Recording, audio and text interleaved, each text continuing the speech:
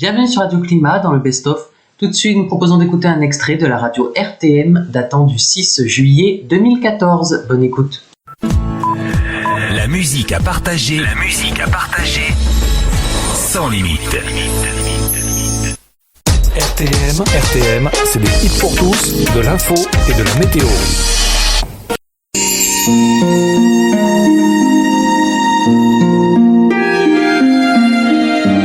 Vous voulez tout savoir sur la météo en Lozère? Rendez-vous sur météo48.fr, notre partenaire RTM.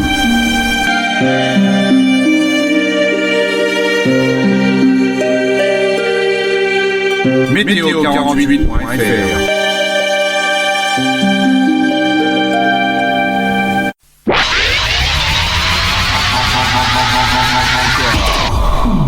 Plus de hits. Le doigt sur le clavier, la main sur votre mobile, le regard vers le ciel. Vous êtes sur RTM. Toujours plus de musique dans votre radio. Le doigt sur le clavier, la main sur votre mobile, le regard vers le ciel. Vous êtes sur RTM. RTM, la radio météo qu'on aime. Vous venez d'écouter à l'instant un extrait de la radio RTM datant du 6 juillet 2014 dans le Best of. À bientôt sur Radio Climat pour un prochain Best of, bien évidemment. Et après le Best of, c'est le direct. Jessie en simultané sur Facebook, en direct donc sur Radio Climat, en ce vendredi soir, le vendredi 28 juillet 2023. Et nous allons vous parler de l'actualité scientifique, puisque une étude scientifique a été faite très récemment, qui nous signale et c'est une bonne nouvelle d'ailleurs, que les désastres naturels ne sont ni plus fréquents ni plus dévastateurs, contrairement à ce qu'on pourrait entendre dans certains grands médias. Alors, on va essayer de développer un peu cette information par une introduction, donc un développement et une conclusion. Alors, commençons par un rappel. Il y a plus d'un an, évoquant les catastrophes naturelles, l'inénarrable secrétariat général des Nations Unies annonçait l'entrée du monde dans l'ère d'une spirale d'autodestruction, car d'ici 2030, nous connaîtrons annuellement 560 catastrophes dans le monde, soit 1,5 catastrophes par jour en moyenne. Et puis là, encore plus récemment, pas plus tard qu'hier, le même directeur des Nations Unies, on ne parle plus désormais de réchauffement climatique, mais d'ébullition mondiale. Alors là, les mots sont plus que forts. Là, c'est l'extrême catastrophisme, j'ai envie de dire. Bon, on avait dit ce qu'il fallait penser de cette amplification pompeuse d'un simple détail, extrait du volumineux et très intéressant rapport de l'UNDRR. On va pas y revenir parce qu'on en parle déjà... si on s'y intéresse un peu plus parmi certains scientifiques qui vous font le bourrage de crâne, on rappelle que la source statistique principale, utilisée d'ailleurs par l'UNDRR, donc c'est un bureau américain, je ne vais pas rentrer trop dans le détail, surtout si je vous parle en anglais parce que vous n'allez rien comprendre. En fait, c'est la base de données EMDAT qui est opérée par le CRED. Voilà. La dernière version de EMDAT ayant été mise à jour pour l'année 2022, c'est l'occasion de revenir sur ce sujet. Mais pour que vous compreniez mieux, en essayant de vulgariser un petit peu le rapport. Donc, on va parler des catastrophes naturelles et du nombre d'événements. Donc, les catastrophes naturelles, pour être retenues dans la base, doivent satisfaire au moins à 2 critères principaux. Elles doivent avoir entraîné dans chaque État déclarant au moins 10 décès ou 100 personnes affectées ayant subi des atteintes à leur personne ou à leurs biens. Elles sont réparties conventionnellement en 2 groupes. Donc, technological accident, industriel et de transport, qui ne sera pas abordé ici. Et nous, c'est le groupe natural qui va nous intéresser, donc qui relève des sciences de la vie et de la terre, groupe lui-même réparti en sous-groupes. Donc, vous avez météorological, donc qui concerne les tempêtes et les vagues de chaleur ou de froid, hydrological, donc les inondations, les glissements de terrain, géophysical, les séismes et les volcans, climatological, la sécheresse et les feux de forêt. Plus un sous-groupe biological, ce sont les épidémies, qui ne sera pas abordé. Donc, j'ai sous mes yeux certains graphiques que je vais essayer de vous analyser, sans trop rentrer dans les détails non plus, mais en essayant d'être clair, net et précis. Ce graphique qui représente les nombres de catastrophes naturelles recensées entre l'année 1900 et l'année 2022, avec en superposition les nombres d'États ayant déclaré un ou des sinistres dans l'année. On voit distinctement une évidente rupture de série en 1999. La CRED explique cette rupture dans une rétrospective publiée en 2023 à l'occasion du cinquantenaire de son existence. Il est en effet rappelé que la base EMDAT a été créée en 1988, mais n'a connu sa maturité que vers la fin de la décennie 1990. On va donc s'intéresser exclusivement à la période 1999-2022, c'est-à-dire que c'est à partir de l'année 1999, en gros, qu'on a utilisé les mêmes techniques de mesure qu'on utilise là encore de nos jours. Donc, ce sera plus fiable pour analyser ces données. Et surtout que là, on a entre 20 et 25 ans de durée. Donc, vous savez que le climat, là, on peut commencer à faire des analyses, c'est au bout de 30 ans. Hein. Donc là, on est quasiment dans la marge d'analyse. Donc, on va pouvoir faire les choses un petit peu plus sérieusement. Alors, cette restriction, bon, certes, présente l'inconvénient d'ignorer certains événements importants plus éloignés dans le passé, mais l'avantage de constituer des séries homogènes permettant de discerner des tendances éventuelles. Et donc, j'ai sous mes yeux un autre graphique, qui est un extrait du graphique précédent et donc qui est limité à la période 1999-2022. Et on peut voir ce graphique sous différentes formes. Hein. Alors, au-delà des variations annuelles autour d'une valeur moyenne d'environ 370 événements déclarés par an, ces courbes sont remarquablement stables dans le temps et ne manifestent aucune tendance sur cette période de 24 années. Cette observation devrait inciter à faire preuve de prudence dans les interprétations et à ne pas surréagir à la moindre fluctuation annuelle. Alors certes, on pourrait se dire qu'on a atteint une sorte de palier et que dans la décennie à venir, ça va remonter de plus belle, mais on n'en sait rien en fait. Hein. Voilà, donc c'est trop loin. Donc, bon, on peut dire que jusqu'à présent, c'est plutôt stable. Alors, toujours concernant les catastrophes naturelles, mais plutôt le nombre de décès. Alors, le nombre des événements est un indicateur utile, mais imparfait. En effet, il ne rend pas compte de la grande diversité des extensions dans le temps et l'espace, ni de la gravité des conséquences sur les personnes et les biens. Simple exemple de biais statistique, un sinistre affectant n petits états adjacents est compté comme n événements. À superficie égale, elle serait comptée pour un seul événement dans un état plus étendu. Vous voyez que c'est pas très fiable. Hein. C'est pourquoi on peut avoir recours à d'autres paramètres contenus dans la base EMDAT. En effet, chaque événement y est caractérisé par les nombres de décès, de blessés et de personnes affectées, les superficies concernées et les coûts des dommages. Toutefois, ces rubriques restent encore très lacunaires et éventuellement sujettes à caution s'agissant des déclarations des États. Parmi ces paramètres, le nombre des décès semble être un indicateur assez fiable qui donne une idée de la gravité des événements. Il n'est cependant pas complètement représentatif car environ 30% des événements, en proportion à peu près constante, n'ont pas donné lieu à la déclaration de décès, même s'ils ont provoqué des blessés, des sinistrés et des dégâts matériels plus ou moins importants. On a cependant retenu ce critère dans les graphiques suivants où sont superposés les nombres des événements et ceux des décès.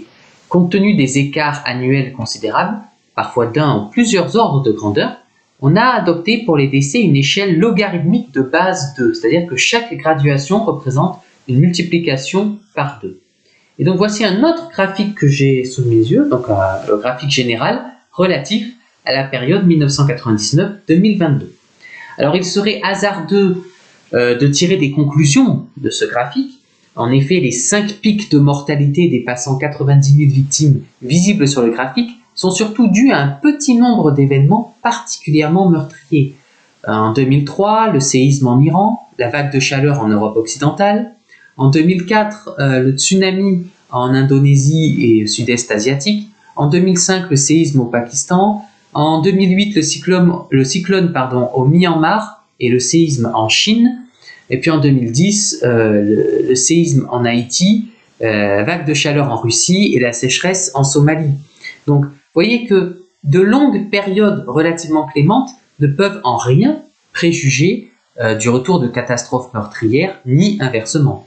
On en veut pour preuve le séisme qui a frappé la Turquie et la Syrie en février dernier, occasionnant plus de 55 000 décès et qui pèsera lourdement sur le bilan de l'année 2023.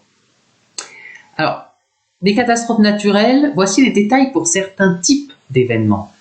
À titre d'illustration plus détaillée, on a établi des graphiques analogues aux précédents relatifs aux principaux types d'événements classés approximativement par ordre décroissant de fréquence. Alors là aussi, il faut faire attention aux échelles. Alors, en plus, c'est d'autant plus compliqué que de vous décrire tous ces graphiques en radio.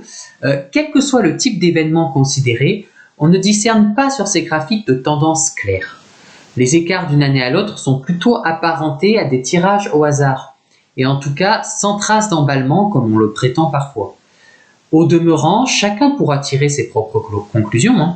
Rappelons enfin que la population mondiale, sur la période étudiée, est passée de 6 à 8 milliards d'individus, accroissant ainsi le nombre de victimes potentielles, essentiellement dans les pays en développement. On peut imaginer bien d'autres types d'exploitation de la base de données, par exemple des comparaisons entre les différents États ou parties du monde, ou encore d'autres critères. Conclusion, il existe nombre d'autres sources de données plus spécialisées pour chaque type de catastrophe naturelle, avec des durées d'observation et des périmètres géographiques plus ou moins limités. L'intérêt de la base EMDAT est son universalité et le nombre de paramètres recensés. On se permettra d'ajouter une certaine objectivité qui transparaît à la lecture de sa présentation. Il s'agit en conclusion d'un outil statistique précieux pour l'analyse globale ou locale des catastrophes naturelles. Encore faut-il qu'il ne soit pas détourné par des utilisations à des fins de propagande ou de lobbying. Qu'on le veuille ou non, les catastrophes naturelles ont fait, font et feront partie du quotidien de l'humanité. Vous voyez que Radio Climat n'est pas près de s'arrêter. Leur distribution aléatoire échappe à la volonté humaine. En revanche, on peut encore notablement améliorer la prévention. Et c'est là-dessus qu'on devrait se concentrer et qu'on se concentre, notamment sur Radio Climat, en vue d'atténuer les dégâts et les souffrances qu'elles occasionnent. C'est les seules choses qu'on peut faire. Mais cette prévention ne se fera pas à coup d'hyperboles, d'incantations, de pronostics hasardeux, de conférences inutiles et de remèdes illusoires. Comment expliquer cette chaleur extrême ?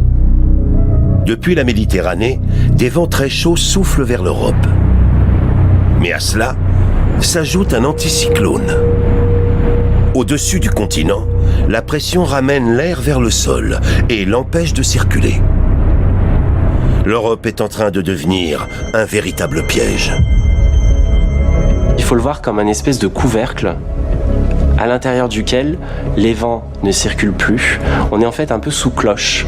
Et donc, petit à petit, jour après jour, la chaleur va augmenter, jusqu'à atteindre des niveaux caniculaires, 35 degrés, 40 degrés. Même cause, mêmes effets. Regardez les images du satellite. On a toujours ce flux de sud qui nous fait remonter de l'air extrêmement chaud en provenance d'Afrique. On avait un anticyclone qui était complètement bloqué sur la France, qu'on appelle maintenant un dôme de chaleur. On savait que cet anticyclone allait rester bloqué météorologiquement pendant plusieurs jours, mais on ne savait pas quand la situation allait se débloquer.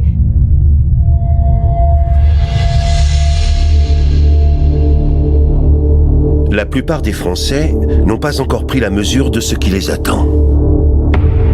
Mais dans le sud de la France et en Corse, cela fait déjà plusieurs jours que le chaos s'est installé.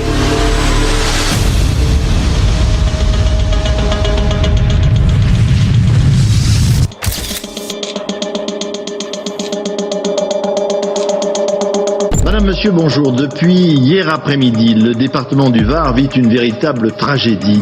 Vite, ça brûle de partout. Sur la Côte d'Azur, des dizaines d'incendies, parfois criminels, sont attisés par une météo exceptionnelle.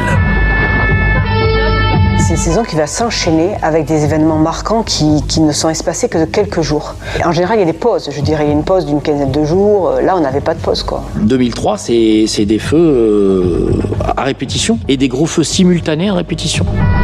C'est la sensation de tourner la tête et de voir de la fumée partout. Donc des gens qui crient au secours de tous les endroits. Et ça, tous les jours, vous avez l'impression que vous en sortirez jamais, que c'est une spirale. Allez, de retour en direct sur Radio Climat ce vendredi soir, le vendredi 28 juillet 2023. Et justement, nous allons parler d'histoire tout de suite. Ça s'est passé un 28 juillet, plusieurs événements marquants. Tout d'abord, le 28 juillet 1402, Tamerlan qui bat le sultan Bajazet à Angora. Donc le conquérant turc, Tamerlan, remporte une victoire totale sur le sultan Bajazet Ier le 28 juillet 1402 à Angora, donc aujourd'hui Ankara. Le 28 juillet 1488, la bataille de Saint-Aubin du Cormier. Donc le 28 juillet 1488, le duc François II de Bretagne et les féodaux français en guerre contre la régente Anne de Beaujeu sont battus à Saint-Aubin du Cormier par les troupes royales commandées par la Trémoëlle. C'est la fin de la guerre folle et de la Bretagne indépendante.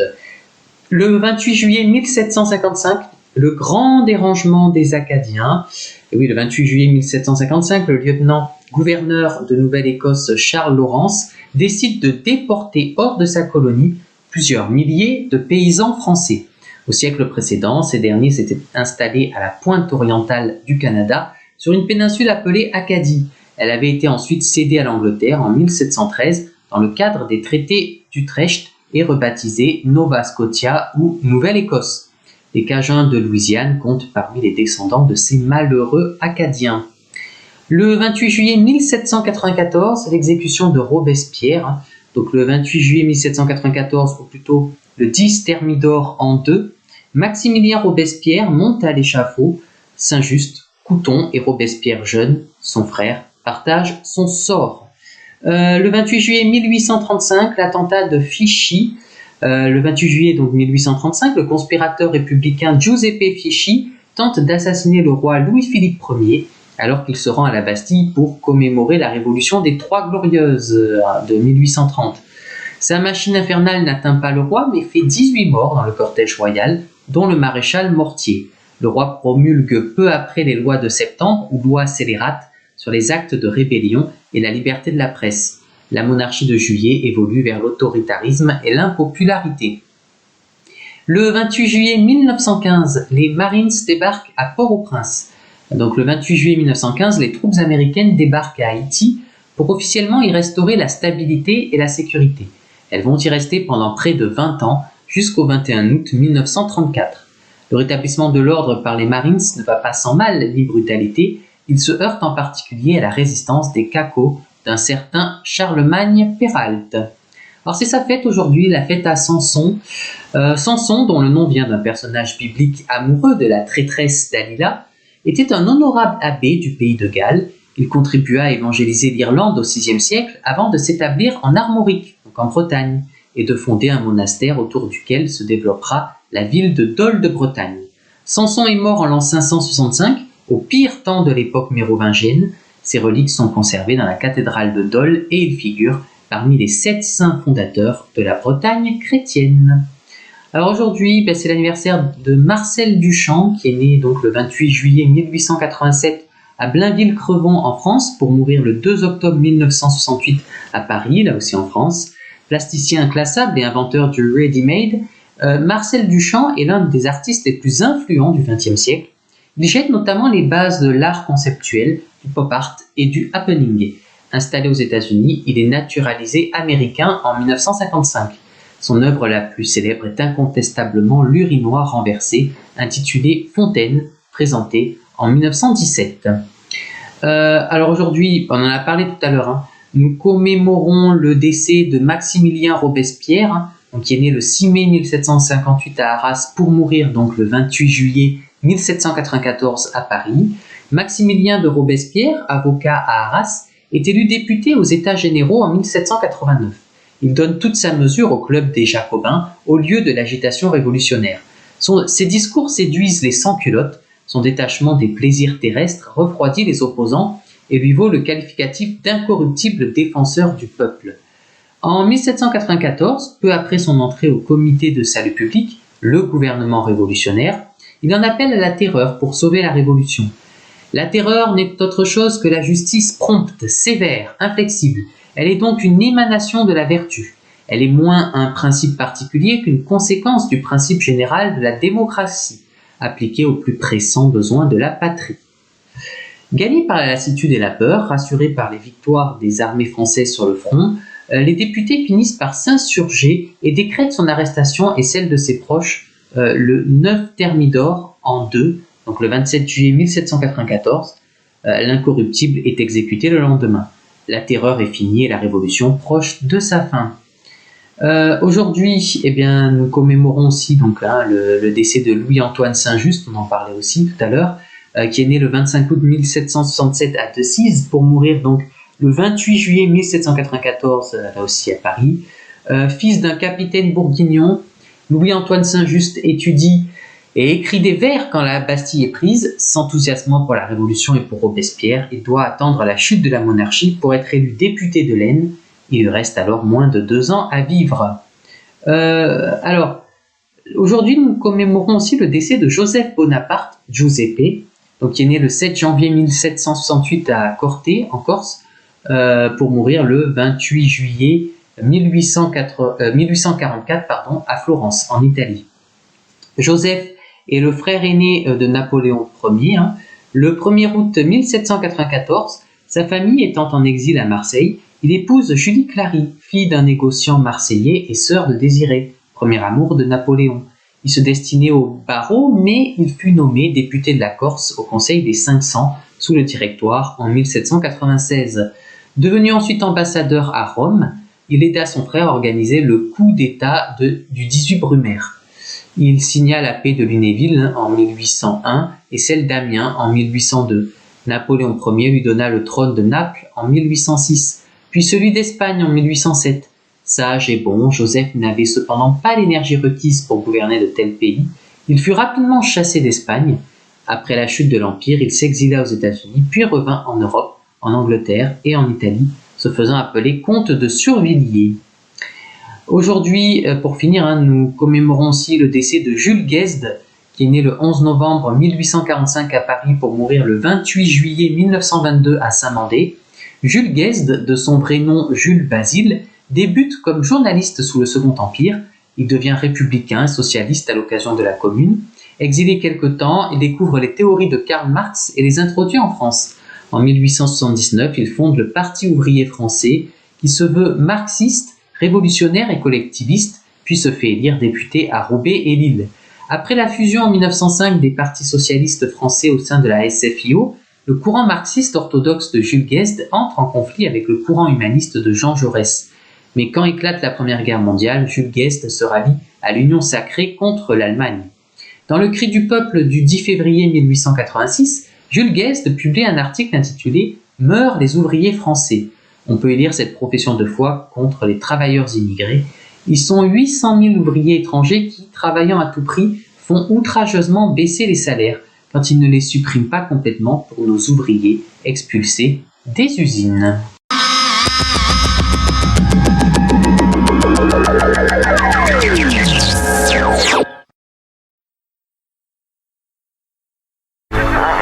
Aujourd'hui, nous allons parcourir le globe. Des mers chaudes des tropiques.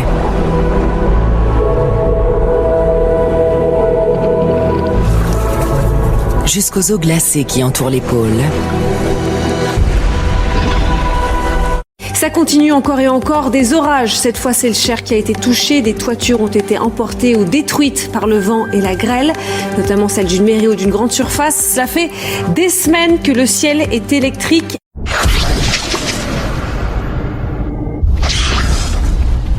Ce que je peux vous dire concernant le réchauffement climatique lié à l'activité humaine, eh bien, c'est que son impact concerne l'intensité des phénomènes. Ils ne sont pas plus fréquents, mais plus violents. Il y a un os quand on commence à bouillir. C'est chaud là. Oui. 59% des Français estiment que leur niveau de connaissance sur les questions écologiques n'est pas à la hauteur des enjeux. Mais ça ressemble aux vacances quand même, quand on a le temps qui fait. Là, ce week-end, franchement, les orages vont être évacués. On va avoir des températures plus qu'agréables, franchement, et c'est fiable à, allez, je vais être folle, 100%. L'année dernière, en 2022, la vague de chaleur exceptionnelle, la canicule, était encore illustrée par des baigneurs, par des personnes qui se réjouissent, par des personnes qui mangent des glaces. Et donc, des photos comme celle de Mario Tama, où on montre une piscine qui s'est effondrée de manière brutale, ça permet bien d'illustrer en fait ce déni contre lequel on aimerait lutter. D'ici la fin du siècle, dans les scénarios les plus optimistes, 100 millions de personnes vivront dans des régions où il fera aussi chaud que dans les zones les plus extrêmes du Moyen-Orient actuellement. Et si les températures continuent d'augmenter au rythme actuel, il y aura 700 millions de personnes dans ces régions les plus chaudes.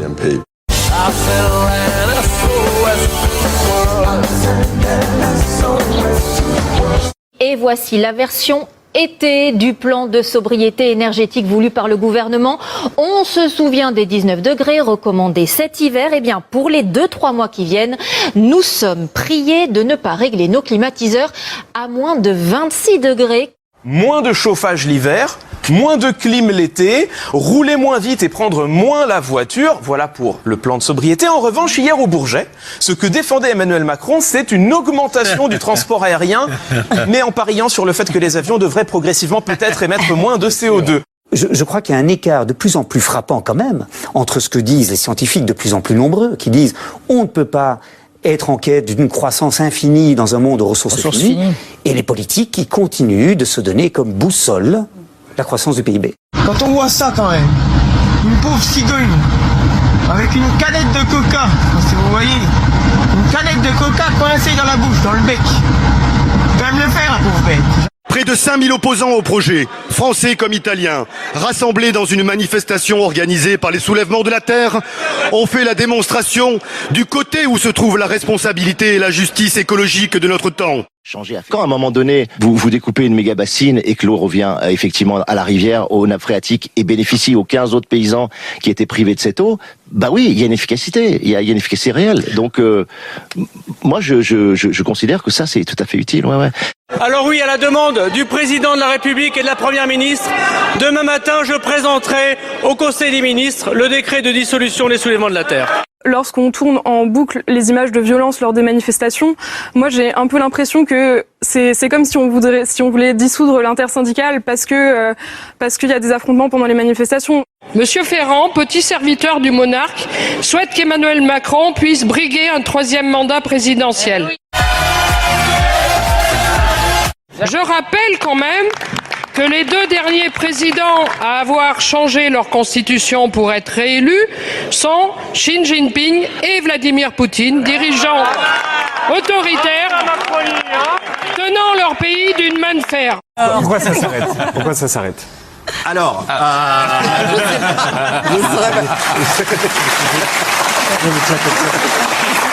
La réforme des retraites ne permettra pas de ramener le régime à l'équilibre. C'est le Conseil d'orientation des retraites qui le dit dans son nouveau rapport. En 2030, les régimes devraient être déficitaires d'environ 6 milliards d'euros. Pas de retour à l'équilibre prévu au mieux avant 2045, c'est-à-dire dans une vingtaine d'années.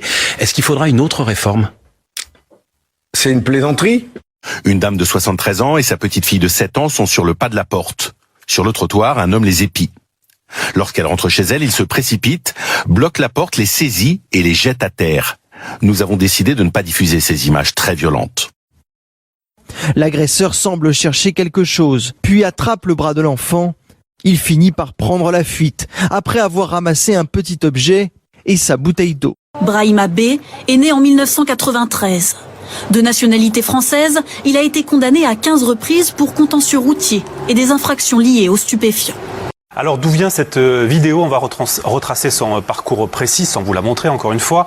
À l'origine, elle a été postée par un site local d'extrême droite. Il était 21h38, ce site s'appelle Info Bordeaux. À 21h59, la vidéo a été reprise par le navire amiral, oui absolument, sur Twitter, de la fachosphère F2 Souche, suivi quelques minutes plus tard par Éric Zemmour à 22h03, qui ne floute pas la vidéo. La famille est indignée par la récupération politique qui est faite de ce fait divers, ainsi que l'utilisation médiatique des images. Ils sont extrêmement choqués, on pense fortement à eux, sans récupération aucune. On ne fait pas de la politique ici, bien sûr. La garde à vue du suspect a été levée en raison de ses troubles majeurs du comportement. Il a été interné en hôpital psychiatrique ce soir. Le 28 juillet, nous fêtons les personnes portant les prénoms Samson, Nazaire et toutes leurs formes dérivées. Ce même jour, nous fêtons Saint Samson, gallois qui s'en fut en Irlande pour s'initier aux méthodes missionnaires de Saint Patrick puis vint en Bretagne armoricaine. Il évangélisa les populations jusque sur les bords de la Seine.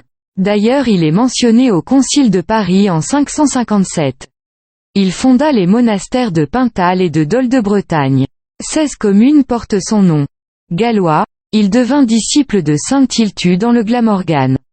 Ensuite il se fit moine puis devint abbé dans l'île de Calais. Après un séjour en Irlande il se fixe en Cornouailles où il est sacré évêque par saint Dubris. Il se rend alors en Armorique pour évangéliser la Bretagne où il établit sa résidence dans un monastère, à Dol, bien des siècles avant qu'il y eût un siège officiel. Il est toujours vénéré en Bretagne et dans le pays de Galles. Saint Samson est l'un des évêques fondateurs de l'Église de Bretagne. Dol sera plus tard l'une des étapes du pèlerinage des Sept Saints, le Trobriez. À Dol de Bretagne, vers 565, Saint Samson, abbé et évêque. Il propagea dans la Donon l'Évangile et la discipline monastique que l'abbé Saint Tiltude lui avait enseignée au pays de Galles. Retrouvez-nous sur le site nominis.cef.fr. Bienvenue sur Radio Climat dans le Best of. Tout de suite, nous proposons d'écouter pas moins de 3 extraits différents qui datent tous d'un 22 septembre. Les 2 premiers extraits, des extraits d'Antenne 2 de l'année 1980 puis 1989. Et le 3e extrait, un extrait de France 3 de l'année 1992. Bonne écoute. Messieurs, bonsoir. Avant de revenir sur les développements spectaculaires des combats entre l'Iran et l'Irak, il nous faut tout d'abord faire le point du véritable raz-de-marée qui hier a dévasté une partie de la haute vallée de la Loire. 7 morts, une dizaine de blessés, des dégâts considérables à tel point que le plan Orsec a été déclenché dans la Loire. Il vient d'être levé. Ce soir, en effet, la Loire et l'Ardèche commencent à réintégrer leur lit, mais le ciel reste menaçant. 400 mm d'eau, il s'est abattu autant de pluie sur la Haute-Loire en 48 heures que sur la France en 6 mois. C'est ce qui explique les crues soudaines et les ravages occasionnés par la montée des rivières. La commune la plus touchée est celle de Brive-Charensac, à quelques kilomètres du puits. Ce petit bourg de 4000 habitants a été envahi par un flot de boue et de pierres. Un quart d'heure a suffi à la Loire pour effectuer une montée de 2 mètres, qui s'ajoutait aux 3 mètres de la veille. On va pouvoir faire redémarrer l'entreprise, parce que ça nous a emporté tous les documents, toutes les pièces détachées, toutes les machines comptables, tout le fichier pièces détachées. Les garages, dans les garages, il y a 50 cm de boue et de bois. Ça a enfoncé toutes les portes, ça a emporté les camions comme fétu de paille. 4 personnes sont mortes dans cette commune de Brive-Charensac, surprises par le flot de boue. 2 enfants âgés de 18 mois et 4 ans et 2 nonagénaires.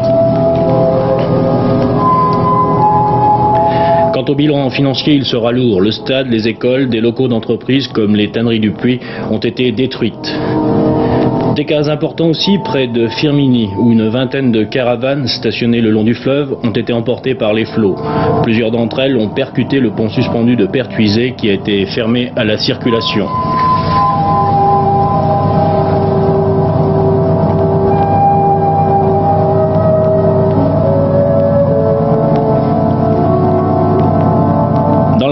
Des centaines d'hectares de cultures d'arbres ont été ravagés.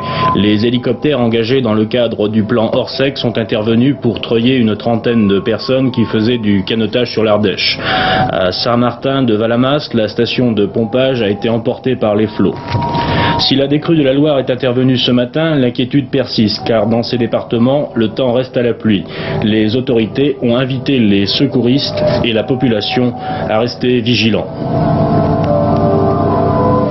J'ajoute que toutes les routes coupées par les inondations hier en Ardèche et dans la Loire sont rouvertes à la circulation depuis quelques minutes.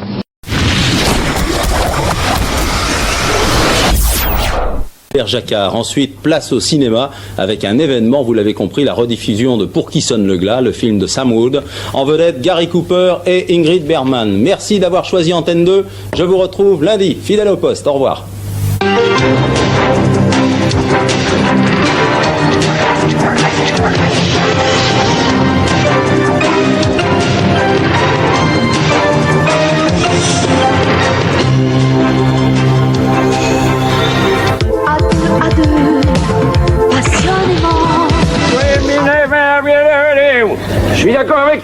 t'es très sympa.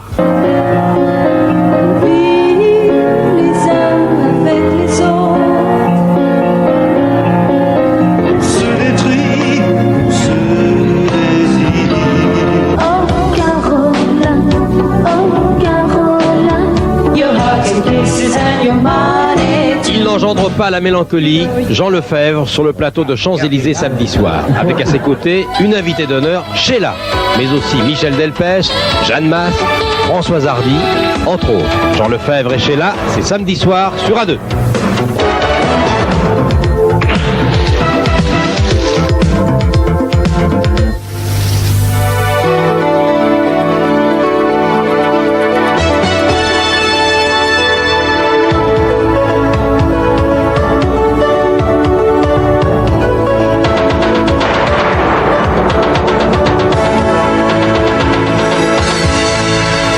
Madame, Monsieur, bonsoir. Ce congé de fin de semaine sera agréable. C'est en tout cas l'impression que peut-être vous en retiendrez à la fin du week-end, dimanche, puisque l'amélioration sera progressive au fil des heures. Voici donc la couleur du ciel pour la journée de demain. Après le passage perturbé aujourd'hui, il y a eu des pluies, il y a eu des nuages, il y a eu des orages, mais tout ceci s'en va, s'échappe. Demain matin, et surtout dans la journée, même jusqu'à 15-16 heures, nous retrouverons tous ces nuages sur la Champagne, les Ardennes, la Lorraine, l'Alsace, le Jura, la Franche-Comté, les Alpes. Nous aurons l'apparition du vent, Mistral et Tramontane, qui vont souffler le matin avec vigueur et ensuite se calmer dans le courant de l'après-midi, mais ils seront toujours présents en dégageant le ciel.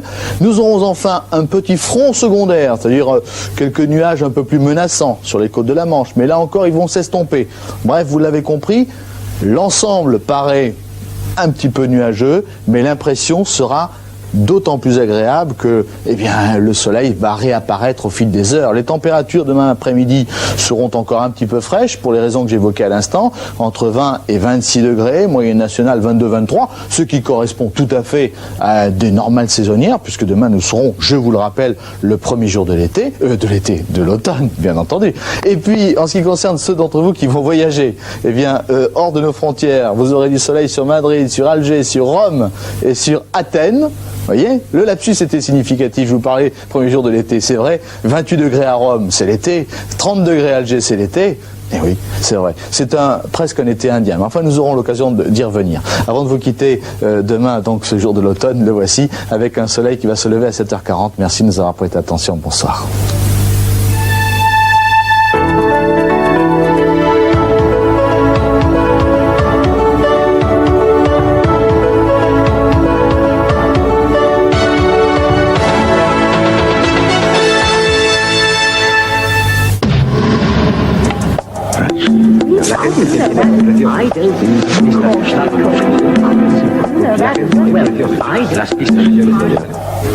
La démocratie, ça signifie quoi?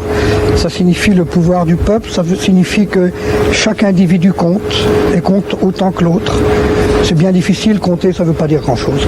Finalement, il me semble qu'il faut revoir le concept même de démocratie en regardant chaque individu comme quelqu'un de merveilleux et en éliminant le mépris. Finalement, moi je dirais, comme définition de la démocratie, c'est un pays où chaque homme peut ne jamais être méprisé en tant qu'homme, quoi qu'il fasse.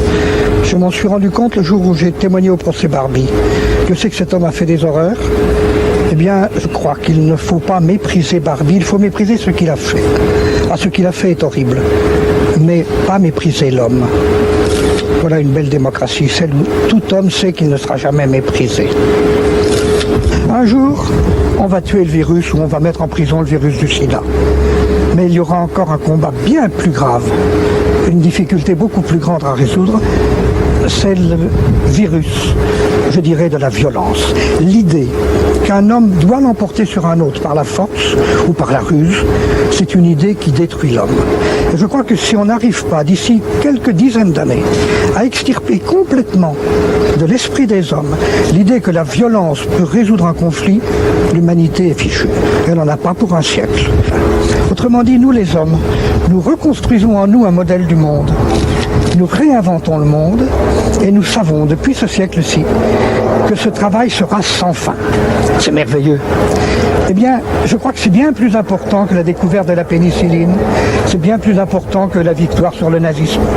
C'est la découverte que l'homme est vraiment en charge d'un univers qui est merveilleusement riche, que peu à peu il doit reconstruire en lui, et dont il faut qu'il sache maintenant qu'il l'a entre ses mains, car la lucidité nous a donné l'efficacité. Il ne faut plus s'amuser, il ne faut plus faire les crétins. Il faut prendre au sérieux le sort de ces milliards d'hommes au milieu du siècle prochain. Quand mes petits-enfants auront mon âge, il y aura 10 milliards d'hommes sur une planète toute petite. Ils ne pourront pas vivre selon les méthodes mises au point depuis des siècles pour vivre à 1 milliard sur une grande planète. Il faut tout changer. Qu'est-ce que c'est le désordre? C'est l'offensive de la mort. Et qu'est-ce que c'est l'ordre? C'est la victoire de la mort.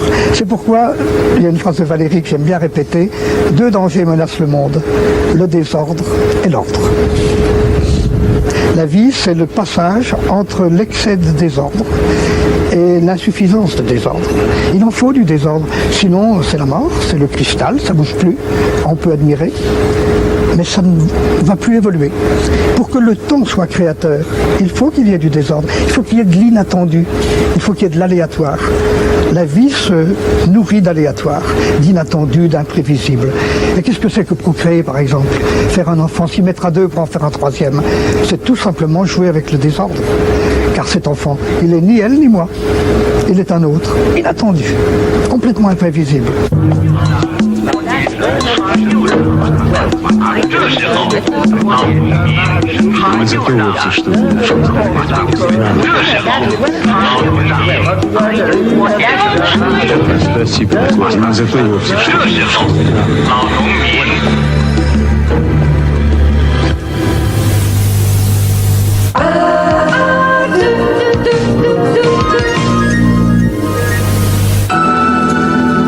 De qui Flaubert est-il le plus proche? Quels souvenirs nourrissent l'œuvre de Stendhal? Est-ce que Zola ressemble à son œuvre? Et Malraux était-il plus acteur que témoin? Toutes les réponses sont dans les livres.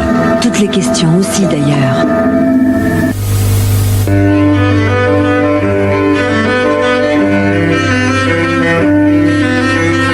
ABS de série, direction assistée,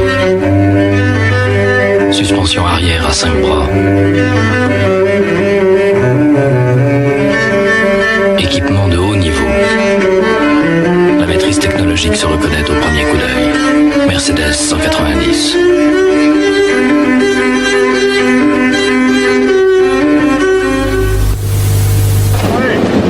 Même quand je dirige un film, je trouve toujours le temps le matin pour ma lotion Pétrolane. Je tiens trop à mes cheveux. Chaque matin, une bonne friction de lotion Pétrolane, ça tonifie les cheveux. C'est à base de produits naturels. Alors, les cheveux à problème, les pellicules, c'est pas pour moi. Lotion Pétrolane pour garder de beaux cheveux.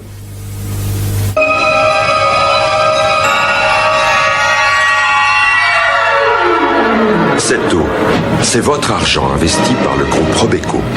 Le groupe Robeco, ce sont 4 sociétés de portefeuille internationales cotées en bourse. Vous profitez des meilleures opportunités dans le monde entier. Vous investissez chaque franc. Où il faut, quand il faut. Groupe Robeco.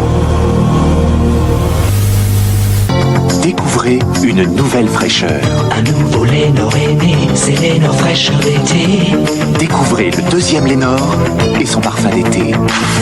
Toute la fraîcheur, toute la douceur des petits matins d'été. C'est Lénore fraîcheur d'été, le 2e Lénore. Laissez-vous emporter par la fraîcheur de l'été, avec Lénore fraîcheur d'été.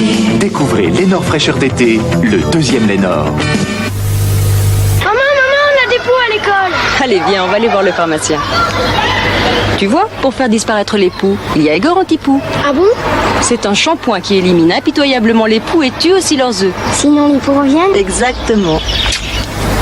Shampoing Egor Anti-Poux, un traitement simple et efficace. Et maintenant, Egor Anti-Poux aérosol. Aujourd'hui, quand on prend l'avion pour les États-Unis, le plus dur, c'est le changement d'avion à New York. Alors, au lieu de vous échiner d'aéroport en aéroport, profitez de toutes nos correspondances immédiates. Atterrissez à Newark avec nous. Continental Airlines, la compagnie qui vous simplifie l'Amérique. Ça va être géant ce week-end à la campagne. Oh là là, l'odeur! Tu l'as dit? Et t'as vu tout ce gras? Même avec ça, y a rien à faire. Moi, je repars. Mais non, reste, j'ai Monsieur Propre. Une puissance incontestée, même sur la graisse incrustée. Tu vas voir ce gras incrusté avec Monsieur Propre. Pulvérisé. Le sol encrassé. Brillant. Oh, et je me vois dedans. Et du sang, cette odeur de citron. Enfin, ça respire. Monsieur Propre rend aussi propre que l'on peut se voir dedans. Certains produits pour le bain dessèchent les peaux sensibles. Roger Cavaillès sur gras pour le bain et la douche, c'est une formule exclusive, enrichie en éléments sur gras, qui protège la peau et la laisse souple et douce. C'est pourquoi je l'utilise et vous le recommande. Avec Roger Cavaillès sur gras, oubliez que vous avez la peau sensible. Je sais, vous voulez une lessive sans phosphate et vous voulez aussi une propreté impeccable. Alors aujourd'hui, il y a un nouvel Ariel. Sans phosphate, celui-là. Eh oui, le deuxième Ariel, la propreté impeccable sans phosphate.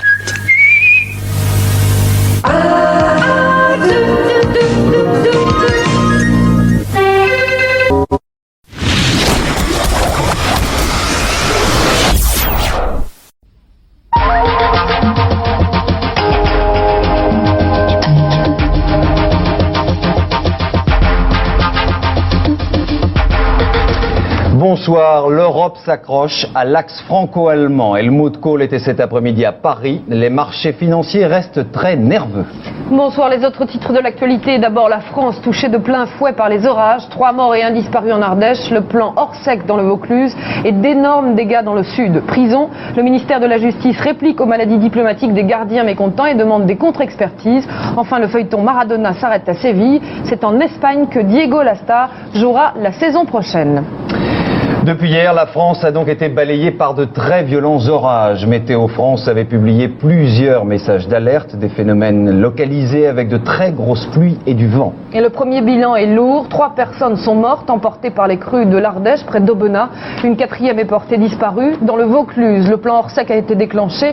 Et à Vaison-la-Romaine, un immeuble s'est effondré. Il y aurait d'autres victimes sous les décombres. Le point sur les intempéries avec Caroline Sins. Le Luberon, cet après-midi, noyé sous les trompes d'eau. Là, comme dans tout le sud de la France, les rues sont inondées, les routes coupées, les maisons saccagées. Ici, dans le Lot, on évacue en toute hâte les campings. La violence des orages a surpris tout le monde. J'ai eu très peur, monsieur. L'eau est montée, on avait l'eau jusqu'ici, là. Et alors, les pompiers sont venus nous chercher. De mini-tornades se sont abattues sur le sud-ouest et le sud-est de la France. 3 personnes sont mortes en Ardèche, emportées par la rivière en crue. 4 autres personnes sont portées disparues dans ce département et dans la Drôme. Dans le Vaucluse, la situation est catastrophique. Le plan Orsec a été déclenché. Ici, à Château-Renard, le stade s'est effondré. Vaison-la-Romaine est actuellement coupée du monde. Un immeuble s'est écroulé, des gens seraient bloqués sous les décombres. Toute la région, privée de téléphone, n'est accessible que par la voie des airs. 200 hommes et 8 hélicoptères sont arrivés en renfort pour secourir ce département. Les dégâts matériels et humains causés par ces orages seront très importants. Une dernière information que viennent de nous transmettre à l'instant nos confrères de France 3 Marseille. 5 personnes auraient trouvé la mort dans l'effondrement d'un immeuble à Vaison-la-Romaine. Météorologie formelle, il y a eu plus de 50 000 impacts d'orage aujourd'hui sur la France. Vous allez les découvrir sur cette carte dans les Bouches-du-Rhône. On a même assisté à une mini-tornade. En quelques heures, il est tombé les 2/3 des pluies normalement enregistrées dans une année sur tout le sud-est de la France et sur la région Rhône-Alpes. La prudence est encore recommandée dans ces régions, mais Michel Touré vous le confirmera à 20h. La tendance est à l'accalmie. Tout devrait redevenir normal dans la nuit. Météo complète donc à 20h. Épidémie dans les prisons, les gardiens restent chez eux et envoient à la chancellerie des certificats médicaux, une maladie donc très diplomatique baptisée déjà vosélose. Et ce matin, le ministère de la Justice a décidé de contre-attaquer. Le garde des Sceaux demande une contre-expertise médicale pour les 1750 gardiens concernés.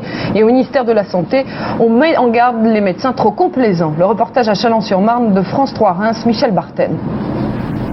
Une journée de plus devant la porte de la prison. La pluie n'a pas tiédi leur détermination, mais l'amertume gagne du terrain. Hors micro, les surveillants de la maison d'arrêt de Chalon se disent écœurés, mais une fois la caméra branchée, plus personne ne veut en parler. Ici, une vingtaine de gardiens sont en arrêt maladie. Ils se disent touchés par le syndrome VK, Vosel-Carcinti, une variante locale de la vosélite, ce virus inventé par les syndicats pour protester contre les sanctions prononcées par le garde des Sceaux. Ce matin, Bernard Kouchner, le ministre de la Santé, a protesté contre la pratique des arrêts maladie. Vraiment, là, c'est trop. C'est un grand danger pour la médecine. Il y aurait d'un côté, ce serait très grave. Et parfois, ça s'installe déjà d'un côté les médecins qu'on va voir pour les certificats et de l'autre les médecins qu'on va voir pour les vraies maladies. Ça, c'est pas possible, vous comprenez.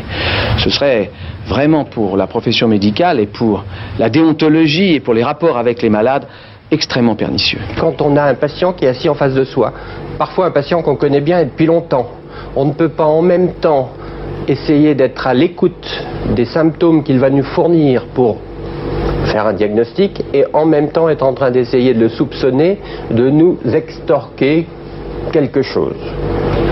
Le ministre de la Justice a ordonné des contre-visites médicales. C'est une pratique courante dans l'administration. En attendant, la surveillance des prisons est toujours assurée par les forces de l'ordre. 48 heures après l'assassinat d'un gendarme mobile en Corse, les enquêteurs tentent par tous les moyens de trouver les auteurs de ce crime. La levée du corps a eu lieu ce matin sur l'aéroport d'Ajaccio. Le ministre de la Défense, Pierre Joxe, était présent. Il a rendu un dernier hommage à la victime. Le corps de Fabrice Aufort a été ensuite rapatrié en Dordogne, dans le village de sa famille, où il a été inhumé cet après-midi. Remodelage, rajout ou aménagement, le petit oui français à Maastricht va sûrement faire évoluer le traité. Il ne s'agit pas de le renégocier. Les 12 ont été très fermes sur ce terme, mais des changements sont actuellement étudiés et c'est le couple franco-allemand qui veut entraîner le reste de l'Europe.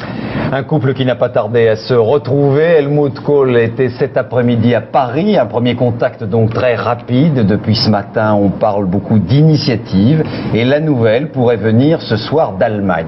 Une rencontre au palais de l'Élysée, suivi par Memona Interman. C'est un chancelier un peu raide, le visage figé dans un demi-sourire qui est arrivé à l'Élysée de l'après-midi. Un rendez-vous de près de 2 heures avec le président de la République, une véritable réunion de crise sur l'Europe. Dans le tangage actuel, cette rencontre Mitterrand-Kohl était présentée comme le signal d'une volonté commune des deux pays pour tenter de redresser la machine communautaire. Et puis, surprise, à la fin de l'entretien, aucune déclaration, aucun communiqué, contrairement à ce qui avait été annoncé. Silence total côté français et allemand. Dans la situation actuelle, il est peu vraisemblable que ce silence dure, car il permettrait toutes les hypothèses. Il ne contribuerait pas à rassurer les marchés financiers. Une hypothèse est retenue ce soir ici. Une fois rentré à Bonn, le chancelier allemand pourrait annoncer une initiative, une concession de l'Allemagne au nom de la solidarité. Elle permettrait de rassurer les marchés financiers. Elle serait également une aide pour le Premier ministre britannique, le président de la communauté, qui serait tenté, dit-on, par un ralentissement de l'unification de l'Europe. Alors Jean-Marc Sylvestre, cette initiative dont vient de parler à l'instant Memona Interman serait plutôt d'ordre politique finalement. Oui, Helmut Kohl l'annoncera demain en arrivant à Bonn. D'ores et déjà, on peut imaginer bien sûr une nouvelle baisse des taux d'intérêt allemands si Helmut Kohl peut peser sur le président de la Bundesbank et l'obtenir. Mais on songe surtout à une initiative d'ordre politique vis-à-vis de la population allemande afin d'obtenir un effort de solidarité, notamment une contribution financière plus importante au financement et à l'équilibre de l'Europe. Alors Jean-Marc Sylvestre, les marchés financiers sont tout de même restés très très nerveux aujourd'hui. L'Europe, on le voit bien, va devoir trouver une solution. En gros, l'axe se reconstitue autour du franc et du mark. Un franc qui a d'ailleurs été à nouveau attaqué aujourd'hui. Oui, parce qu'il est évident que le référendum n'a rien réglé. Le franc se retrouve aujourd'hui en première ligne. 3 raisons. La promesse de baisse des taux d'intérêt en France n'a pas été tenue. Encore que là, on ne se faisait guère d'illusions. Mais nous subissons aussi le contre-coup du pugilat qui oppose actuellement la livre sterling très faible et le mark allemand. Les capitaux se tirent en Allemagne, si j'ose dire, et au passage, eh bien, ils ratissent la France. Enfin, l'international se méfie énormément de l'Hexagone. Intrinsèquement, on considère que le franc est solide. Bercy a d'ailleurs dit ce soir qu'il n'y aurait pas de réaménagement des parités. Mais les résultats du référendum ont aussi montré que la société française était fissurée, et fissurée très gravement, coupée en deux. Et cela, les marchés l'ont, je crois, découvert à l'occasion de ce référendum. L'obsession des dirigeants en Europe est donc maintenant de ramener le calme et surtout la confiance, d'où la visite à Paris d'Helmut Kohl pour essayer de reconstruire le système monétaire autour du marque et du franc, on le disait, et puis pour prendre des mesures de relance concertées. Toute la question, bien sûr, est de savoir quelle interprétation, quel accueil aura Helmut Kohl en rentrant chez lui, et savoir si l'Allemagne est prête à payer les efforts de solidarité, parce que ça dépend d'elle. Alors Jean-Marc, un dernier point, on a aussi appris aujourd'hui que le gouvernement s'accordait, si on peut dire, un délai pour le budget 93. Oui, alors très rapidement, le budget c'est l'instrument clé de la politique économique, il devait être publié demain, et bien le gouvernement est complètement dans le brouillard, les prévisions n'ont jamais été aussi floues en termes d'activité économique, l'environnement monétaire, lui, n'a jamais été aussi dangereux, on le voit tous les jours, enfin, la majorité politique pour voter ce budget n'a jamais été aussi incertaine, elle n'existe pas. Alors dans ces conditions, bien on comprend que Michel Charasse et Pierre Bérégovoy aient voulu reprendre leur copie. Jean-Marc Sylvestre, merci.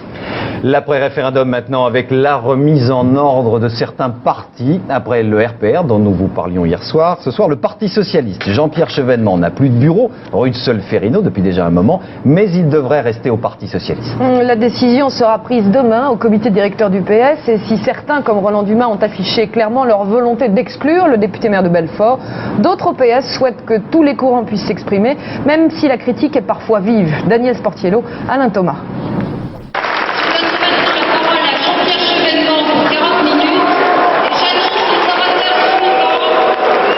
L'impopularité, il connaît, comme ici, au Congrès socialiste de Bordeaux. Il faut dire que Jean-Pierre Chevènement est encore sorti du rang, en disant non à Maastricht, par exemple.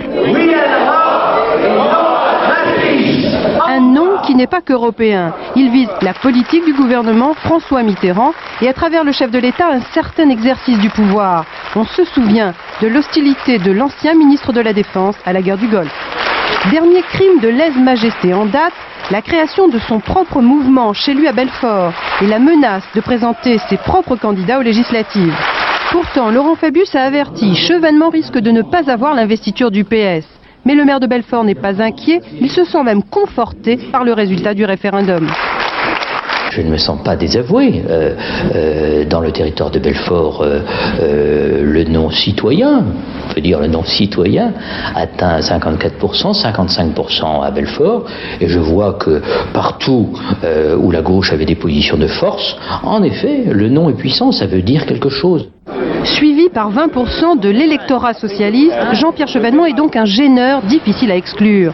Il est porteur de cette tradition républicaine et populaire dont le PS ne peut se passer à l'heure où le peuple de gauche le boude. Jospin, Rocard-Poprennes sont d'ailleurs contre l'exclusion et chacun de se dire au PS que si Chevènement veut partir, eh bien, il n'a qu'à le faire lui-même. La grande braderie militaire de l'ex-URSS, un marché où l'on trouve de tout, de la mitraillette à l'avion de chasse en passant par le porte-avions. Dernier exemple, des sous-marins basés en Lituanie et sur lesquels on a posé un panneau à vendre. Principaux clients, les pays du Proche-Orient et ceux du tiers-monde. Et en marge du côté anecdotique de cette affaire, certains s'inquiètent de voir des sous-marins équipés d'armes sensibles vendus presque à la sauvette. Pierre Babet. Cette étrave fend en ce moment même les flots de la Baltique. C'est celle du sous-marin russe PR 877, destination le golfe Persique. Car il vient tout simplement d'être vendu par la marine russe à la marine iranienne.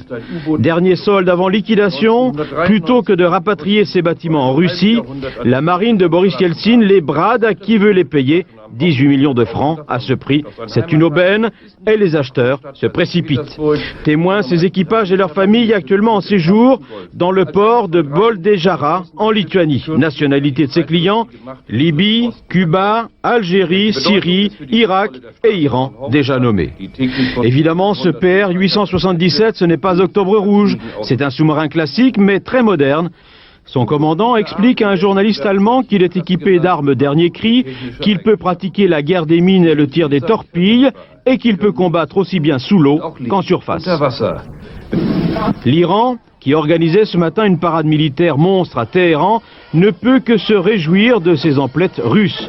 Ce sous-marin fera merveille dans le golfe arabo-persique, tellement heureux de l'affaire, les Iraniens, qu'ils viennent d'acheter 2 autres sous-marins en solde. L'Atlantique ne sera plus la poubelle nucléaire de l'Europe. 14 pays ont signé aujourd'hui une convention et ils s'engagent à ne plus polluer cet océan. Ce sont surtout les Français, les Anglais qui ont décidé de changer d'attitude. Reste maintenant tout de même à convaincre des pays comme les États-Unis, le Japon ou la Russie. Reportage de Dominique Dumas et Philippe Basquin. Après 36 heures de négociations marathon et malgré 4 heures de retard, les 13 pays européens riverains de l'Atlantique Nord se sont finalement engagés à ne plus immerger de déchets radioactifs dans cette zone. C'est le prolongement naturel de conventions déjà signées en 74 et 78 à Oslo et Paris. Dans la ligne de la conférence de l'environnement à Rio, l'interdiction est maintenant officielle. Cette convention va entraîner, certes, des investissements importants pour nos industriels et pour nos pays. Mais nous sommes tous aussi conscients que lorsque nous faisons des efforts et lorsque nous renforçons les normes, si nous savons précisément bien anticiper ce type de contraintes, nous pouvons aussi mettre en place une industrie de l'environnement qui est créatrice d'emplois. Ces immersions de fûts radioactifs étaient déjà illicites depuis 82. L'interdiction est maintenant irréversible, sauf pour la France et la Grande-Bretagne. Ces nations nucléaires pourraient éventuellement remettre en cause leur engagement individuel dans une quinzaine d'années. Ils pourraient alors pratiquer de nouveau des immersions. Greenpeace, qui a multiplié des actions, notamment hier encore à Paris, est tout de même confiant. Cette interdiction doit durer 15 ans. Elle est applicable pour les 13 pays signataires de la nouvelle Convention de Paris. Nous allons œuvrer pour que cette interdiction soit mondiale dans le cadre d'autres conventions et pour qu'elle soit bien sûr prolongée ou transformée en interdiction définitive. C'est-à-dire que pour que l'exception dont bénéficient la France et l'Angleterre soit levée. Certes, l'Europe de l'environnement a fait un grand pas, mais industriels et défenseurs écologistes seront obligés de s'entendre et de se comprendre. Paris-Lille en 1h20, c'est possible. Le TGV va desservir le nord de la France dès le 23 mai prochain et la date d'inauguration a même été avancée.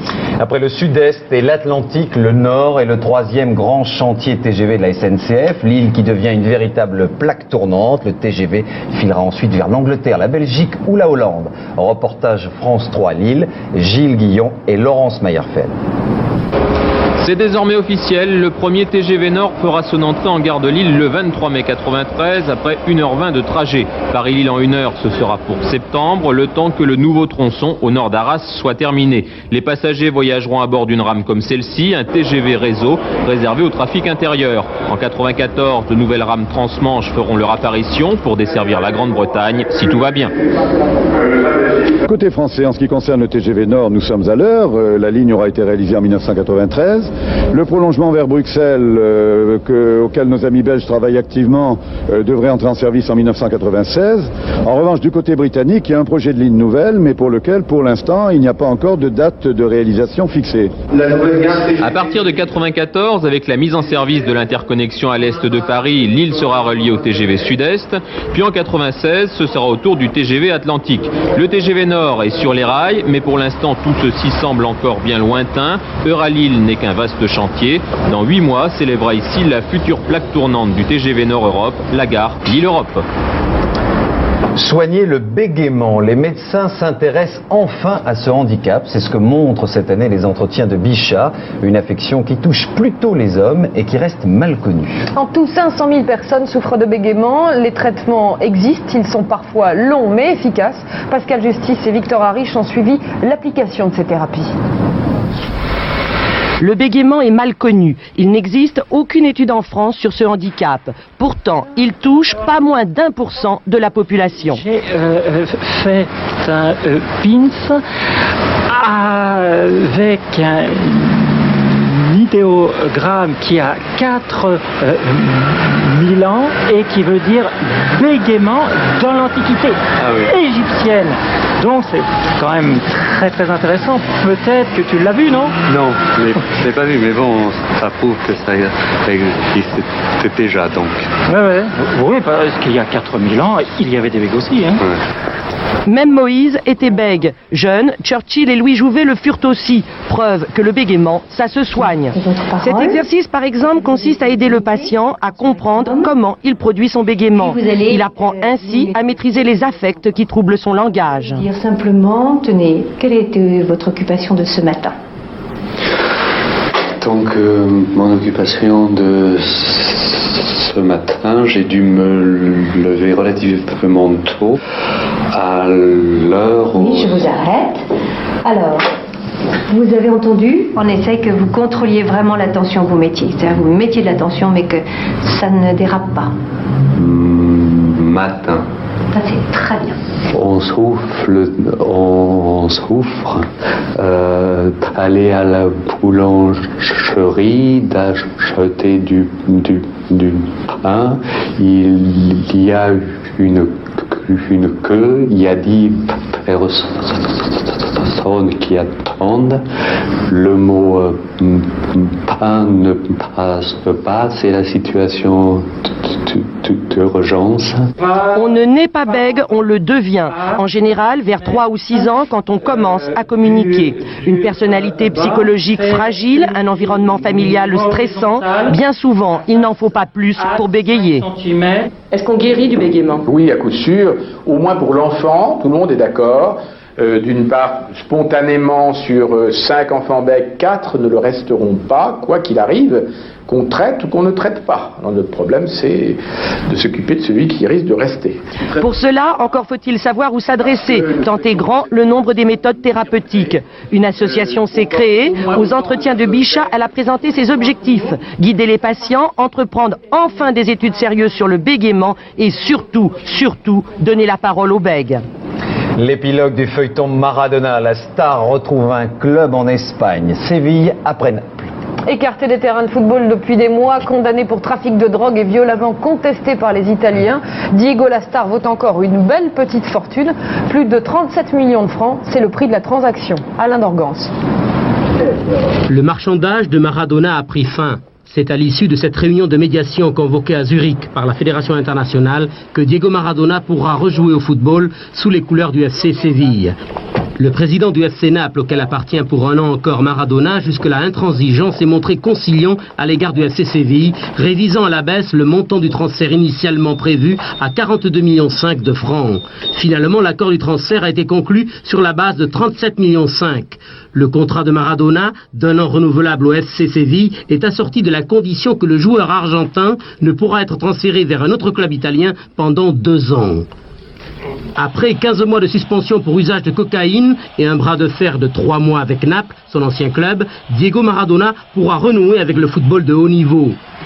Pour Carlos Bilardo, son entraîneur à Séville, qui l'eut déjà sous sa coupe en sélection nationale, Maradona revient au football par amour du jeu et probablement pour disputer le Mondial 1994 aux États-Unis. Ma joie est immense puisque ça fait 2 ans que je n'ai pas joué, mais bon, il faut vraiment que je sois au mieux de mes possibilités. Il faudra que je retrouve toutes mes capacités physiques pour contrecarrer mes adversaires. Diego Maradona s'affranchira-t-il de la pression qui se manifestera sans cesse en Andalousie? Un premier élément de réponse le 28 septembre à Séville, où Maradona disputera un match amical face au Bayern de Munich. Enfin, le cinéma avec la sortie demain de Lune de fiel de Roman Polanski, Lune de fiel adaptée du roman de Pascal Bruckner. Un roman qui avait fait scandale lors de sa parution en 81, et Polanski a justement développé cette ambiance ambiguë et parfois malsaine en racontant l'histoire peu banale de 2 couples. À l'affiche, Emmanuel Seigné, Peter Coyote et Christine Scott Thomas. Le reportage de Michel Vial. Dans le huis clos d'un paquebot entre Marseille et Istanbul, la double et trouble histoire d'une déchéance amoureuse. Le roman de Pascal Bruckner, publié il y a 11 ans, présentait des situations plutôt crues, voire scabreuses, un récit très corsé dans lequel s'entremêlent la perversion et la folie. De l'écrit à l'image, l'histoire a évolué, le propos s'est déplacé et peut-être a perdu un peu de son extravagance. Mon propos, c'était d'analyser une passion intense, dévorante, et de montrer la manière dont la folie érotique pouvait se métamorphoser en cruauté. Alors, je crois que Polanski a trouvé dans cet univers-là quelque chose qui était en résonance avec sa propre existence, avec ce qu'il avait filmé auparavant. Have you ever felt real, overpowering passion? Have you ever truly idolized a woman? Nothing can be obscene in such a love. On a l'impression quand même que par rapport au livre, c'est un petit peu édulcoré. Il y a des scènes dans les livres qu'on ne pouvait pas montrer sur l'écran, pas aujourd'hui, pas maintenant. Il fallait bien limiter un peu l'excès. Mais il en reste quand même pas mal. Difficile en effet de transcrire tous les jeux pervers auxquels l'image impose forcément des limites. Reste qu'au-delà des deux regards, Lune de Fiel témoigne de la même vision pessimiste du monde, selon laquelle tout amour réussi porte en lui les germes de sa propre destruction. De toute façon, je ne m'attendais absolument pas à être traduit fidèlement. Mais ce qui m'intéressait, c'était de voir la manière dont Polanski me trahirait. Je crois qu'être trahi par Polanski, c'est vraiment un destin qu'on peut souhaiter à beaucoup d'auteurs. Revenons pour terminer sur l'information principale de ce journal, les violents orages qui ont touché le sud de la France cet après-midi. 3 personnes sont mortes près d'Aubenas, une 4e est portée disparue. Le plan Orsec a été déclenché dans le Vaucluse. À Vaison-la-Romaine, un immeuble s'est effondré et 5 personnes seraient mortes sous les décombres. C'est une information de nos confrères de France 3 Marseille. Dans quelques secondes, bien sûr, la météo complète de Michel Touré. Et la rédaction de la 3 vous proposera bien sûr un nouveau point complet dans Soir 3 à 22h30 qui sera présenté ce soir par Richard Tripot. À 20h30, vous retrouvez sur France 3 Tintin bien sûr et ensuite Faut pas rêver avec Sylvain Augier. À demain 19h. Bonsoir. Bonsoir.